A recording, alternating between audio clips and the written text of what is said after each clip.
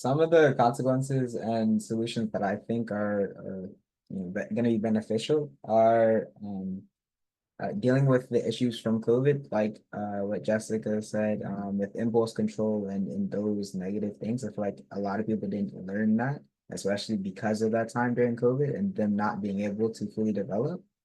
So I think addressing that would be huge, and you can address that by giving people like jobs or allowing them to express themselves more freely, like through art or music or whatnot. And then additionally, I think bringing awareness to a lot of things, such as Prop 36, because a lot of people don't necessarily know what it is or know that they're going to be harshly punished if they continue to do things like this, right? I mean, just awareness in general is a huge thing that not a lot of people have. And I think we need to start using our social media to really push out the positive in our community. We talk a lot about the down, and like Ms. Federico was saying earlier, we also see a lot of good come out of our community. And I think we need to really start highlighting the good and showing the kids that there is an opportunity to do good, and that stuff is really worth it, by really showcasing the kids who are doing really, really well at our schools and really, really well at our communities, because that they're there and I meet them every single day. I'm sure people who are at schools meet them every single day. I think we focus a lot on the things we need to change in our community, but we need to highlight what kids are doing really, really well in our community, so that way children and students can look up to those people. When I see things like that, I also view it from a trauma-informed lens, you know, and I'm thinking like, well, what could they need at this moment? Are they trying to self-regulate their nervous system? Like just things like that. I try to go a little deep, you know. Do they need a mentor? Do they need a trusted adult? Do they need support at home? What is this outlet for? What is this possible cry for help? Like, you know, I'm just thinking of all these different scenarios as to what could be the reasoning, um, aside from also just wanting some excitement, some entertainment.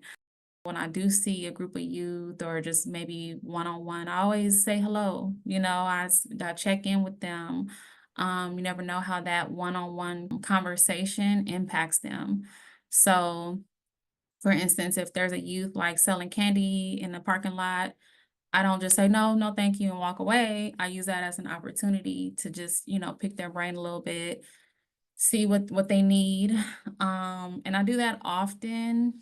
And I think if it just took more adults checking in, tapping in with these youth, they'll feel more accountable. They'll feel more supported. I hope that youth will continue to understand that the media, whether it be social media or commercial media, will use them for views and use them for likes. The media that we see on the news every night of the takeovers, they'll get really great video of one good smash and grab or one good takeover, and they'll run it over and over and over and over again. And that psychologically makes you think that these things happen every day when they don't. Hopefully this won't be the only circle we have, but maybe we can continue on and maybe find resolutions into all this that needs to be done. We just can't just have these circles and just leave it as that.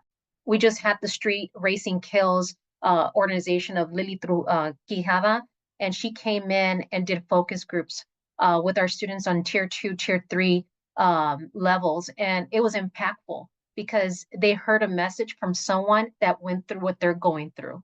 So they need to see more role models that have overcome obstacles that they can actually prevent it within their lives.